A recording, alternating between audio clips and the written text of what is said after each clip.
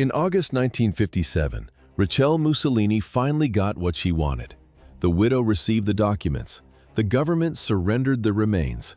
After 12 years of hiding the corpse like radioactive waste, the state gave up. The coffin traveled to Predappio. This small town in northern Italy was his birthplace. Now it is his monument. Does a dead dictator still hold power? Every year, 100,000 people prove that he does. That is double the population of the town itself. The scene is surreal. A stone crypt, piles of fresh flowers, fascist badges pinned to ribbons. Fans line up in silence. They buy souvenirs in local shops. Mussolini's face is on wine bottles, lighters, and calendars. Fascism became a family business. The Democratic Republic tried to bury the past. It failed. Curiosity seekers mix with old sympathizers. Some pray. Some take photos. The nation remains split by a name carved in marble. The tomb stays open. The crowds never stop coming. Predappio remains a site of pilgrimage for a ghost that refuses to rest. The division of Italy continues today. The family vault in Predappio was still years away. Before the body reached its final resting place, it vanished into a bureaucratic black hole. The Italian government didn't fear an army, they feared a box of bones. In August 1946, the hunt ended near Milan. Police tracked the remains to the Certosa di Pavia. It was a silent, sprawling monastery. Inside, the air smelled of damp stone and ancient incense. A monk had been hiding the wooden crate. He didn't know he was harboring a political radioactive waste. The state took the body. They moved it fast. There were no ceremonies, no public announcements. No one wanted a shrine for the dead Duce. If the people found the bones, the streets would burn again. The solution was erasure. For 11 years, the cabinet treated the body as a state secret. Most officials never knew the location. The crate gathered dust in a series of hidden, nondescript storage rooms. Italy moved on. The country was clearing rubble and drafting a new constitution. While the Republic built its democracy, the remains of its dictator lay in a nameless basement. Authorities buried the body in a nameless trench to buy peace. They were wrong. In April 1946, the ghost of the Duce returned to haunt the new republic. Who needs a dead dictator? Domenico Laccisi and his small group of fanatics. For them, the rotting remains were not a corpse, they were a holy relic. The cult was not dead, it had simply moved into the shadows. Night, northern Italy. Shovels hit the dirt in silence. Laccisi, a young veteran, led the raid. He believed the people had betrayed their hero. He came to rescue the symbol of his lost empire. The grave was empty by morning. A national roar followed. The police scoured the north, but the trail was cold. For months, the newspapers fed on rumors. Mussolini had vanished a second time. Years later, this same thief, Laccisi, would sit in the Italian parliament as a deputy. The body had simply disappeared. Laccisi dragged the remains from a shallow pit near Milan. It was the same unmarked hole where the authorities dumped the body right after the Republic was born. They wanted the dictator to vanish. No cross, no headstone, just fresh earth on a wasteland. The strategy was simple: delete the memory. On June 2, 1946, Italy officially became a republic. The monarchy was dead. The new nation needed a clean slate, but Mussolini's shadow remained. His family begged for a proper burial. They feared the mob would find him again. They feared more desecration. But the state feared the bones. A grave is never just a grave. It is a monument. To prevent a new cult, the government chose a patch of dirt with no name. They buried him in secret, hoping the silence of the field would swallow the myth. Small groups of followers still roamed the outskirts. They searched for the spot. They wanted a shrine, while the new republic wanted a vacuum. The plan was to bury the past and move on. But on that quiet field near Milan, the earth did not stay still. A nameless grave was the best hope for the Duce, considering the frenzy that gripped the streets in May 1945. In the piazzas, the air didn't smell like gunpowder anymore. It smelled like cheap wine and sweat. People weren't hiding, they were screaming. total euphoria. In Rome and Milan, the crowds didn't just walk, they surged. Men tore the bronze fasces from government gates with their bare hands. Women ripped portraits of the dictator into confetti.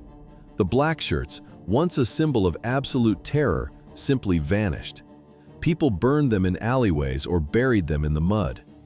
For 20 years, Italy was a prison of propaganda.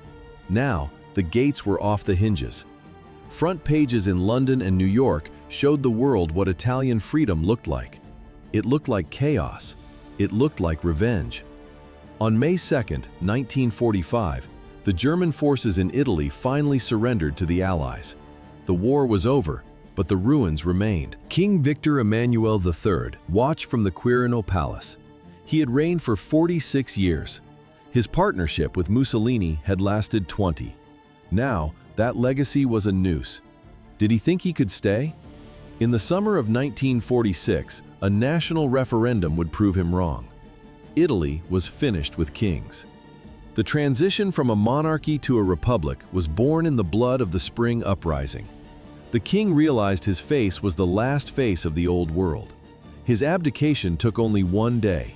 He gathered his things and fled into exile. The euphoria of liberation turned into a bloody carnival on the morning of April 29, 1945. A truck rattled into Milan. In the back, the bodies of Benito Mussolini and Cloretta Petacci lay piled like scrap. The partisans stopped at Piazzale Loreto. The choice was deliberate. 1 year earlier, fascists had executed 15 resistance fighters in this very square. Their corpses had stayed there for days as a warning. Now, the debt was being collected. Thousands of people flooded the square. Workers, mothers, soldiers, children. The crowd broke through the cordons. 5,000 people, then 10,000. The square became a sea of moving heads. This was not a funeral. It was a release of years of bottled-up hatred. People spat on the bodies. Women cursed the man who sent their sons to die. Someone kicked the dictator's face. Others fired pistols into the lifeless remains. The partisans needed a stage. They dragged the bodies to a standard oil gas station. Hooks pierced the feet. Ropes tightened. The crowd watched as Mussolini, Petacci, and 5 other officials were hoisted upside down from the metal rafters. The bodies swayed, battered, unrecognizable. People climbed on top of cars to get a better look. They cheered as if it were a festival. The man who promised a new Roman Empire was now a piece of meat hanging above a gas pump. Journalists moved through the chaos. Cameras clicked. These photographs reached every corner of the globe. The crowds at Piazzale Loreto saw only the aftermath in a truck. But the leader of the nation had ceased to exist a day earlier by a cold stone wall. April 28, 1945. No podiums, no balcony speeches. Just the ivy-covered stone fence of Villa Belmonte and a rusted iron gate. Mussolini walked toward it. He looked exhausted. He wore a German corporal's overcoat to hide his identity. It didn't work. Cloretta Petacci refused to let go of his hand. She screamed, she begged. The partisans didn't listen. One day, he was the center of a Roman empire. Now, he was a tired old man standing in the dirt. The contrast was absolute. There were no final stares into the horizon, no legendary last words for the history books. The executioners checked their weapons. The village edge was silent. The order was sharp. The gunfire hit the stone and the flesh simultaneously. Petacci fell first. Mussolini followed. The echoes drifted over the empty countryside and vanished. The watch stopped at 16:10. The execution at the stone wall was a certainty the moment the tires hissed to a stop near Lake Como.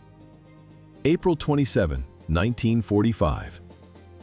A German convoy crawled through the lakeside village of Dongo. It was a line of steel and desperation. But the road belonged to the 52nd Garibaldi Brigade. These weren't soldiers. They were local mechanics, farmers, and laborers. They knew every bend in the lake road. They were looking for ghosts of the old regime. Did the masquerade hold? It failed in seconds. A partisan climbed into the back of a truck. He saw a man huddled among the German troops.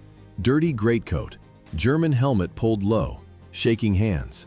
The fighter reached out and pulled the figure into the light. For 20 years, this face was Italy. It was on every wall, every coin, and every nightmare. Now it was just a pale mask of fear.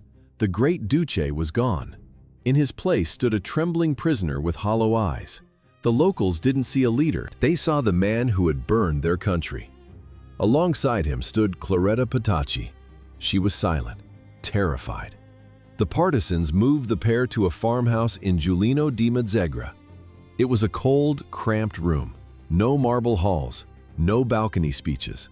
Just the smell of damp earth and the sound of boots on the gravel outside. The men in the yard held rifles. They didn't want a courtroom. They didn't want lawyers or long delays. They wanted the simple math of the street. The partisans decided his fate before the sun rose. April 25th. The calendar marked the end of an era. He didn't leave like a king. He left like a thief in the night. Mussolini abandoned his puppet capital in Salo the moment news from Milan hit his desk. The city had fallen. The dream was dead. Even Hitler was rotting in a Berlin bunker. Mussolini had one goal left: survival. Could a dictator just disappear? He thought so. His plan was a desperate map of Europe. First, the Swiss border. Then, a flight to Spain. He imagined Franco would welcome him. He imagined negotiations, safety, and a new life. Switzerland sat only 150 kilometers away. It felt reachable. The escape began with a small, terrified circle. His mistress, Claretta Petacci. A few guards. A handful of officials who still feared him. They headed for the mountains, but the roads belonged to the dead. The air was thick with the smell of diesel and defeat. German trucks groaned as they crawled north toward the Alps. Allied bombers circled above, turning the highways into scrap metal. Every village was a trap. Every shadow was a partisan with a rifle. Mussolini realized his face was a death sentence. He had to vanish. The Duce took off his Italian uniform. He pulled on a heavy German military overcoat. He strapped on a steel Wehrmacht helmet. The man who once demanded the world bow to him now hid his eyes behind a foreign visor. He climbed into the back of a German transport truck. He sat on a wooden bench among rank-and-file soldiers. He stayed silent. Petacci refused to leave his side, watching the man she loved turn into a ghost in a gray coat. The convoy moved slowly through the mountain passes, shivering under the weight of the coming collapse. The masquerade was a failure. On April 27, 1945, the truck stopped near the village of Dongo. A partisan looked into the vehicle and saw the face that had stared from every poster in Italy for 20 years. The disguise didn't work. The disguise didn't work because the country he ruled no longer belonged to him. It belonged to the people with rifles. A factory worker in Milan, a farmer from the Po Valley, a student who traded books for grenades. These were the partisans. They wore no uniforms, only civilian coats and red scarves. For years, they lived in the shadows. By April 1945, they owned the streets. The system didn't just break. It rotted from within until the people pushed it over. Who stopped the German army? It wasn't just the Allied tanks. It was the workers who went on strike and the women who smuggled ammo under their skirts. April 25, 1945, the breaking point. In Milan, the air smelled of gunpowder and old paper. Resistance units moved like a single machine. They didn't wait for permission. They stormed the radio stations. They seized the government buildings. They surrounded the fascist headquarters while the officials inside burned their files in a panic. Soon, the Germans would be gone, retreating toward the Alps in a desperate crawl. But today, the map of Italy changed. The uprising ignited Turin. It consumed Genoa. By sunset, the partisans occupied every major command post and communication hub in the north. He promised a new Roman Empire. He delivered a corpse on a meat hook. Benito Mussolini spent 20 years building a cult of national pride. In the end, that pride cost Italy everything. The social contract was simple. The people gave up their liberty. In exchange, Il Duce promised them the world. Did it work? For a while, the trains ran on time. Then the bombs started falling on Rome. By April 1945, the deal was void. The end wasn't a quiet surrender in a bunker. It was a roar in a Milanese square. The crowd didn't wait for a tribunal.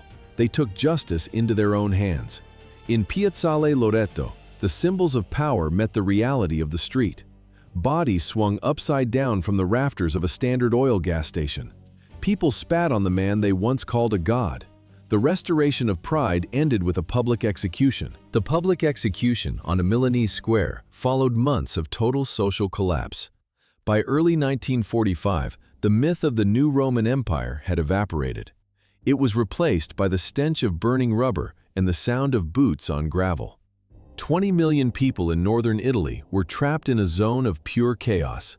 Civilians didn't look for glory anymore, they looked for exits. Families dragged carts over cratered roads, dodging Allied air raids. The Italian Social Republic was a state on paper only. In reality, it was a graveyard of broken stone and cut telegraph lines. Who was left to fight? Almost no one. The roads to Switzerland were choked with black sedans.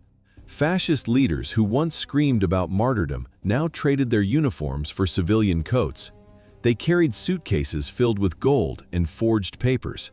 They didn't say goodbye, they just disappeared across the border, leaving their leader to rot in his own isolation. Mussolini sat in a silent office, surrounded by ghosts. 2 years earlier, this chaos had a facade. Hitler attempted to mask the collapse as a new state on the shores of Lake Garda. He called it the Italian Social Republic. History remembers it as the Republic of Salo. Who actually governed the country? It was not Mussolini, but the German officers standing directly behind his chair. The Republic existed only on paper. In the corridors of the Salo government, the primary language was German. Orders arrived from Berlin. Mussolini merely signed them. He was a prisoner of his own title. The mechanics of power were simple. German commanders issued directives. Italian officials executed them without question. Resistance meant immediate and brutal punishment. The legendary Gran Sasso raid had not bought Mussolini freedom. It had only changed the size of his cage. Real power belonged to the German military administration. Mussolini's journey to the Lake Garda puppet state began with a humiliating extraction from a mountain peak. By September 1943, the Duce was a prisoner. He sat in the Gran Sasso Hotel, high in the Apennines. He was a dictator without a chair, a leader without a country. Below the mountains, Italy was celebrating. The news of his arrest hit like a shockwave.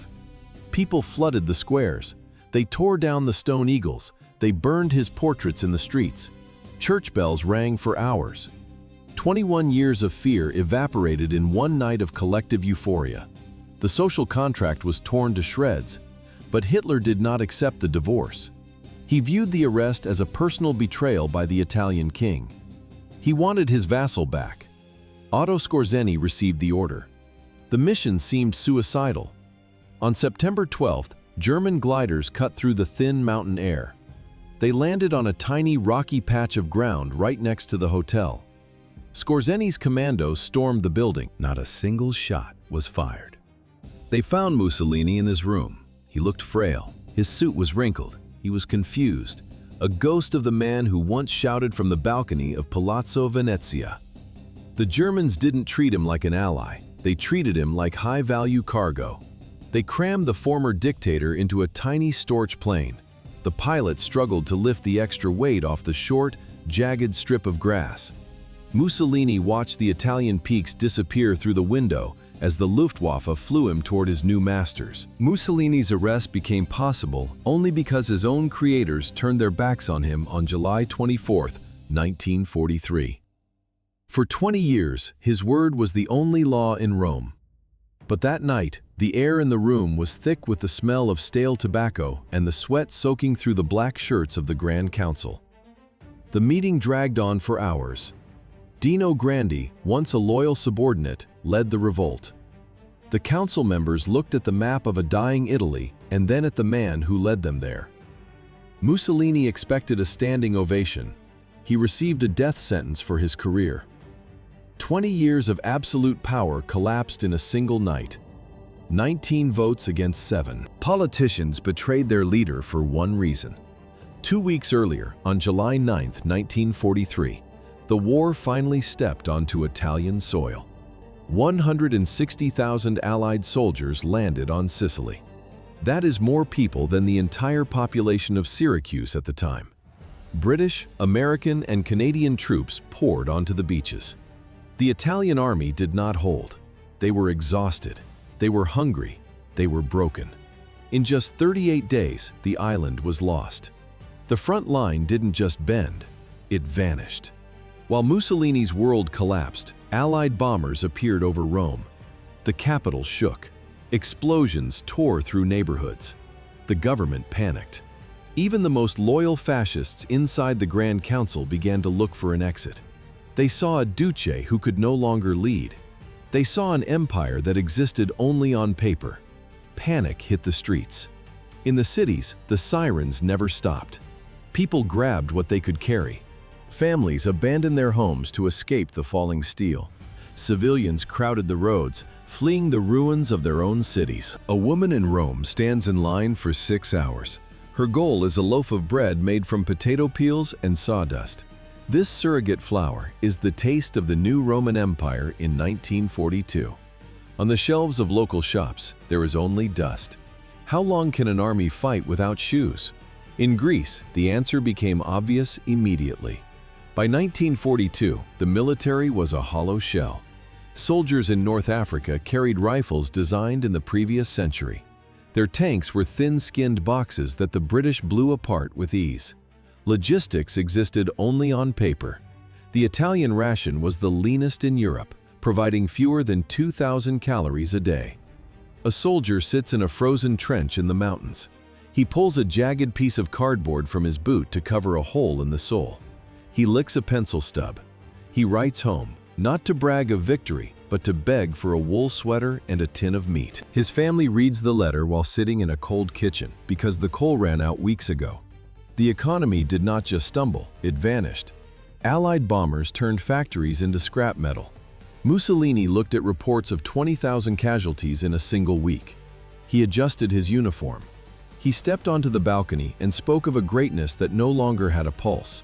Mussolini read the final report on the loss of the African colonies and remained silent. Mussolini's signatures in 1939 turned Italian soldiers into hostages of German ambition. The world saw a predator. Other nations pulled away, leaving Rome in a cold, diplomatic void. Why enter a war that isn't yours? Mussolini simply wanted to arrive in time to divide the loot.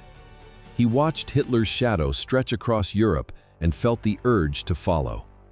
In 1936, the partnership began. By 1939, it was a trap called the Pact of Steel. The document was simple.